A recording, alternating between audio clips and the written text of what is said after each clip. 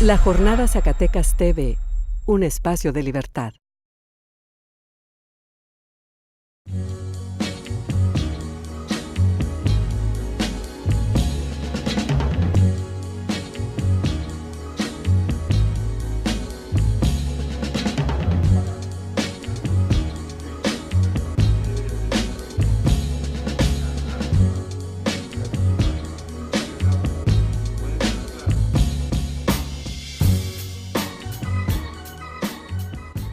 Estamos platicando entonces el tema de la semana, que fue la investigación que hicimos pública el martes sobre la documentación que comprueba que hay un presunto conflicto de intereses entre Patricia Salinas Alatorre, exsecretaria de Economía, y el joyero Daniel Espinosa, en donde se ven vinculados ahí titulares de dependencias, entre estos Guillermo Huizar Carranza, el todavía titular de la función pública en Zacatecas. Así es.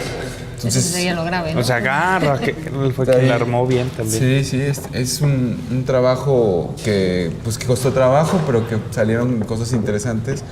Hubo reacciones buenas también, ¿no? Sí, finalmente fue un trabajo en equipo de meses, ¿no? Desde noviembre del año pasado que empezamos a platicar con los plateros, que decían que no había resultados. En una entrevista, Patricia Salinas fue ella misma que reconoció que tenía la asociación de negocios con el proveedor de su dependencia. Sí. Entonces sí fue como un seguimiento largo que le hicimos y finalmente pues se derivó en este rumor que ya corría de que había dos posibles actas de esa sesión, precisamente para evadir ese conflicto de interés, y finalmente pues salieron a la luz, ¿no? Esta documentación. Que bueno, aparte de lo grave de alterar un documento de manera irregular, digamos, para no llamarlo falsificación, debido pues a los procesos legales que pueda haber, o el lenguaje jurídico, digamos, una alteración ilegal de ese documento, donde faltan dos firmas de empresarios que son los que reconocen que Patricia Salinas fue quien les pidió esto. Y una de las cosas más graves que pues, la verdad coincido plenamente con principalmente uno de los empresarios que no firmó, que fue quien recalcó la presencia del secretario de la Función Pública, Guillermo Huizar Carranza, en esa sesión, de la que luego se alteró el documento y su firma en los dos documentos. ¿Por qué? Pues él decía que si esta es la persona encargada de auditar que este tipo de cosas pasen, pues ¿qué nos espera si luego se presta a este tipo de juegos, ¿no? Sí, y por otro lado está el tema empresarial, ¿no?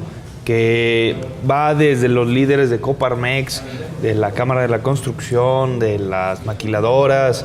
¿Quién más firmó por ahí doble? Los restauranteros. O sea, quiere decir que en este sentido de la corrupción, porque eso es corrupción, ¿no? Chiquita o poca, pero es un tema de corrupción.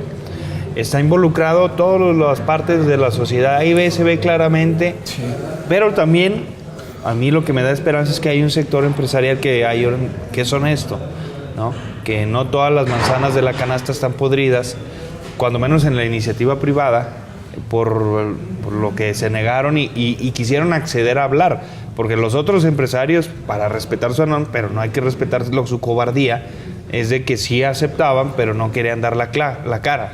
Entonces eso sí hay que mencionarlo, de que desde mi punto de vista lo grave también es que esa iniciativa, por ejemplo Coparmex, que se las da de santo, mocho y que anda en campañas de transparencia, se presta ese tipo de cosas, desde también los constructores, ¿no? Que se la pasan lloriqueando por el tema de los moches y que no les dan obra, y al final se prestan también ese tipo de cosas. Claro. Ese justo es un tema interesante, porque hace pocos días estuvo el nuevo presidente de la CEMIC en Zacatecas, y se le preguntaba precisamente acerca del tema de la corrupción, de los moches, de qué había que hacer, que según ellos estaban elaborando un proceso, un sistema de transparencia para la asignación de obra pública con la SCT y luego replicarlo con otras dependencias, ¿no? Entonces digo, no hace falta irse tan a lo grande, sino que desde abajo tienen que empezar a evitar ese tipo de actos, ellos, ¿no? O sea, y es chiquito, y no dependiendo de cómo lo mires, porque finalmente son 6 millones o más de 6 millones que se dieron a un socio de ahora un exfuncionario de gobierno, ¿no? Entonces desde abajo hay que empezar a mermar ese tipo de actos, y si no lo hacen así, pues ¿qué se puede esperar? No sé qué vayan a hacer en el sentido de cómo van a recuperar la confianza con esta nueva modalidad de que va a ser la Cámara Mexicana de la Industria de la Construcción un testigo a la hora de las licitaciones. ¿Y eso qué? Pues ahí también eran testigo y firmaron con toda la Así es.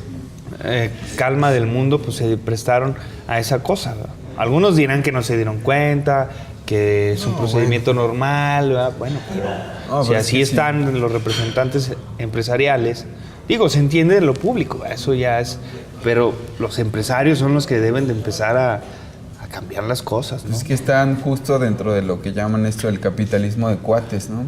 Sí, o sea, trato de echarte la mano para que después tú me eches la mano. Así y es lo que siempre se ha denunciado desde economía, desde la facultad pues de economía, en estudios del desarrollo, y ellos estaban diciendo, esto sí es preocupante, pero es una punta de un iceberg que seguramente si alguien sigue rascando encontrará mucha suciedad pues dentro de estas artimañas que utilizan para seguir corrompiendo el sistema, ¿no? Y para seguir beneficiándose del lugar en el que están parados, pues del poder.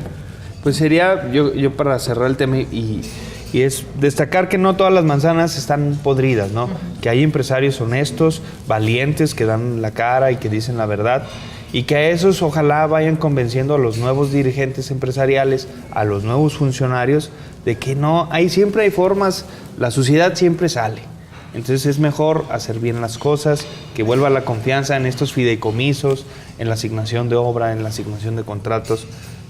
Es quizás el ocaso de un sexenio, pero para hacer las cosas bien nunca es tarde, ¿verdad? Y haciendo las cosas mal y hablando de las cosas bien, pues la universidad no sale de las crisis, ¿no?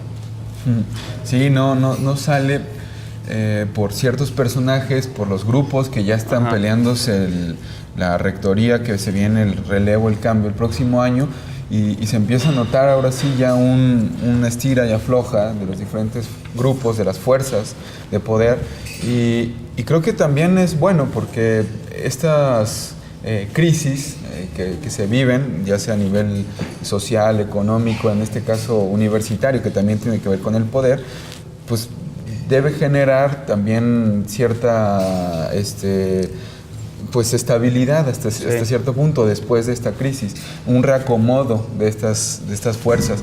Entonces está interesante ver que, por ejemplo, ya directores van a la rectoría y le están pidiendo al rector que hable públicamente, igual el ESPAGUAS, sobre la injerencia que tiene el sindicato de trabajadores, el ESTUAS, y en particular el líder sindical de ese gremio, respecto a las decisiones que está tomando rectoría, ¿no? La injerencia que está teniendo, la mano negra que está metiendo en decisiones que tendrían que estar, digamos, fuera de esa... Sí, pues son de la rectoría, ¿no? Claro, son de la rectoría y son de cuestiones académicas, que yo no sé qué está haciendo ahí.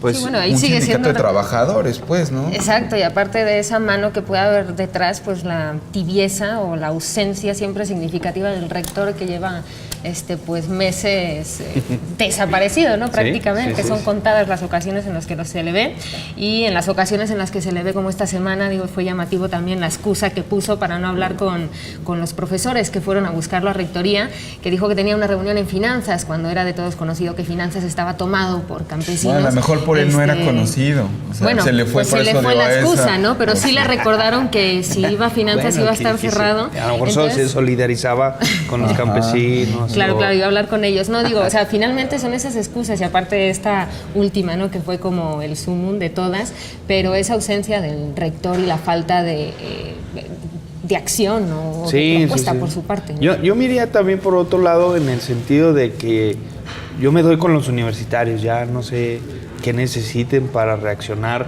Está la huelga, está la crisis de seguridad social, por ahí sacamos cuando menos una luz en el sentido de la calidad académica, que está dentro de las 20 mejores, pero de ahí más crisis, y no son capaces las mentes más brillantes de Zacatecas de ponerse de acuerdo y sacar adelante la universidad, independientemente de la falla de rectoría. Exacto. No, o sea, todos van a pique juntos.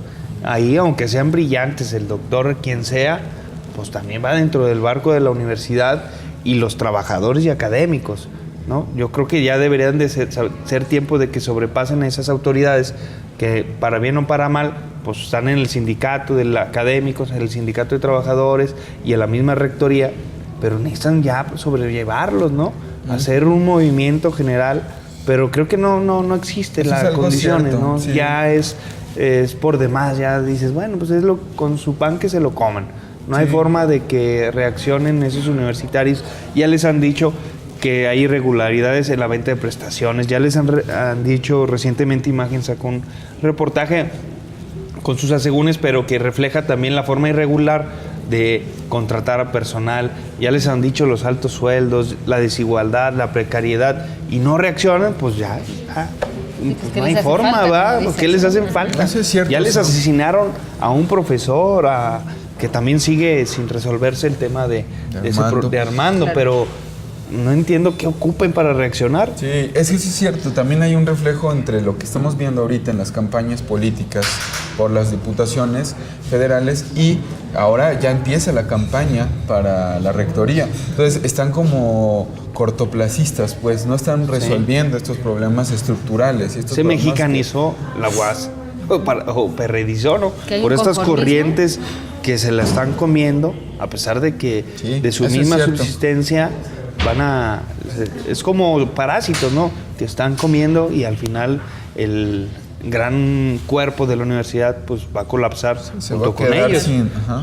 Pero no entiendo por qué ni los estudiantes quizás están preocupados por el regreso a clases, pero híjole, ni padres de familia, ¿verdad?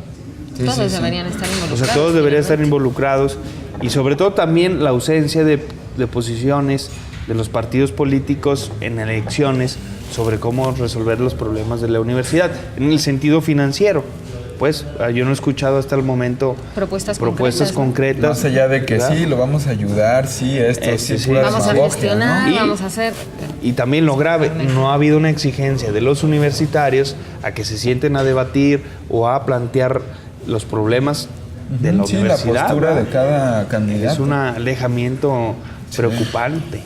Desarticulada la sociedad y también en picada la economía nacional mexicana, que da un anuncio esta propia semana Luis Videgaray de que los recortes en el gasto de gobierno, en el gasto público, va a continuar, porque esto no se va a acabar solamente en el 2016, que ya lo vaticinaban, va a ser un año complicado, sino que va a continuar por más años, por más periodos, que pues, va a ser prolongada pues estos recortes. ¿Por qué? Porque a nivel macroeconómico se está moviendo pues las fluctuaciones en los precios del petróleo, las tasas de interés en Estados Unidos. Entonces todo esto está afectando pues la economía nacional y llega Luis Videgaray para decir, primero, que se tienen que apretar el cinturón los mexicanos. Dice uno, pues cómo se lo aprietan más, ¿no? Más, ¿no? Sí. Y luego ya dice, sí, nos vamos a apretar también nosotros en el gasto gubernamental, pero ya lo sacaba Reforma no hace mucho de la... Sí, que es la presidencia más cara desde, Fox, entre Fox y Calderón. Y ahora, Fox, Calderón, Cedillo, creo, y Peña, que es el que tiene más. Que ha gastado más en ese sentido. Entonces, pues, yo no veo, más bien, tú les haces el favor en decir que son cuestiones macroeconómicas, pero más bien es una incapacidad de seguir el modelito. Es el modelo, claro. Es el modelo económico en el que venimos desde hace más de 30 años, que no da resultados, pero es un dogma en el que, como los caballos, ¿verdad? Nomás ven por ese lado y no son capaces, ahora mismo con las campañas, de proponer otras. Decíamos en el programa Sinergia, proponen bajar recursos, pues ¿quién va a proponer cómo subir los recursos? La reforma hacendaria, pues sí, tiene que seguir más progresista, quitarle a quien más tiene y que paguen más y menos, o sea, que sea proporcional, una cuestión progresista, ¿no? Exacto, o sea, no ir siempre a lo mismo, digamos, y la cosa de bajarse pues sueldos o el gasto de presidencia, que vemos que no es para nada significativo, en cambio otros rubros que sí se ven afectados como infraestructura, como salud, o sea, salud. Aquí han dicho mucho las autoridades de gobierno del estado que en 2015 no va a afectar los recortes, sin embargo escuchábamos una entrevista hace poco del director de servicios de salud diciendo que precisamente por los recortes se afectaba un proyecto de un hospital en Fresnillo este año, ¿no? Sí. Entonces, ¿qué tanto también les ayuda? Exacto, la SST le va a bajar como 500 millones de pesos en Zacatecas, ¿no? Entonces, ¿A qué les beneficia o qué les beneficia decir ese discurso que no va a haber afectaciones? ¿Por qué no reconocer sí vamos a tener problemas, vamos a hacer, y ahora estoy hablando ya de la autoridad local, bueno, la federal ya ha anunciado lo suyo, pero la local, ¿qué va a hacer ante eso? Tiene que ir viendo cuál es...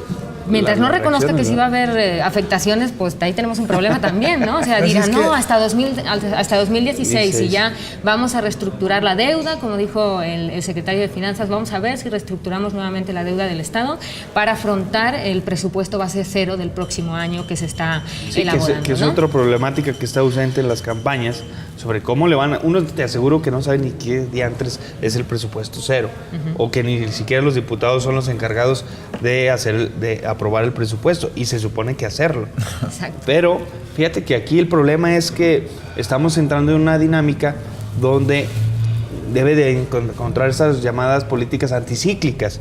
O sea, no es reducir el gasto, sino es cuando tienes que meter, ahora sí endeúdate, pero en el sentido de proyectos estratégicos que generen ese desarrollo, ¿no? Es mejor métele a aumentar el salario para que genere tu consumo interno y empezar a detonar, porque si no vamos a ir como en España, como en otros, apriétese, bienvenida a la austeridad y bolas, ¿verdad? Pues mira, es curioso, por ejemplo, también, todo esto es de parte del discurso, es el discurso, claro, de lo macroeconómico, es el discurso de no aceptar que claro que te va a afectar a ti, a todos, nos va a afectar en lo individual y en lo colectivo, y aquí está una muestra de el Banco Mundial, el Banco Mundial, el Fondo Monetario, que son los grandes gurús de estos tecnócratas, pues el Banco Mundial está diciendo México con estancamiento de 20 años en pobreza.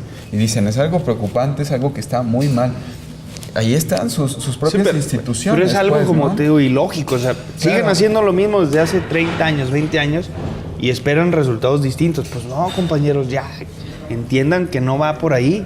Sí, ese es bueno, pero punto. es el Banco Mundial el que dice esto y dice México vas mal, pero si México intenta cambiar a otro tipo de políticas, ¿qué va a decir el Banco Mundial? ¿No? O sea, digo, es como no se puede. Es que este es el punto. Estos lo hacen incluso también para que te endeudes más, para que continúes con sus propias, pues sus reglas de operación, ¿no? Y eso es lo que está tratando de hacer Grecia desde su punto de vista, desde su trinchera, España ahora con Podemos.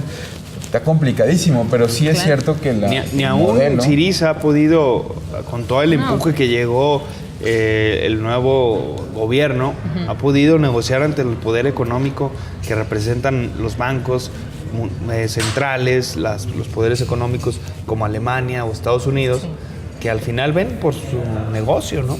Entonces se ocupa a lo mejor alguien que tenga una altura de miras más nacionalista, y en el sentido no de nacionalizar todo, sino sí de tener las riendas de su futuro como país en sus manos, ¿no? Exactamente, no de que te lleguen las recetas de fuera, pues. Sí, aparte de depender, porque siempre nos dicen, bueno, le va mal a México es porque está Estados Unidos estancado. Estados Unidos empieza a crecer y ahora también dicen, no, pues es que el tema macroeconómico de China, de Europa, bueno. Sí, la cosa es sacar culpas, o sea, echar culpas, ¿no? No asumir o sea, ¿cuándo vamos a depender de nosotros? Exacto. Entonces empecemos por nuestra casa, por producir nuestros alimentos, o cuando menos tener esa dependencia, ¿no? Empezar a hacer el encadenamiento productivo que está roto, ¿no?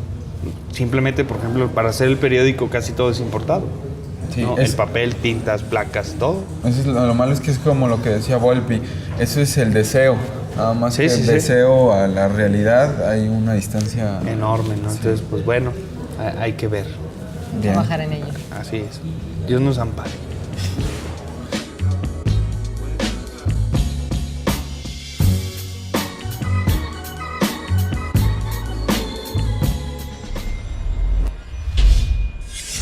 La Jornada Zacatecas TV, un espacio de libertad.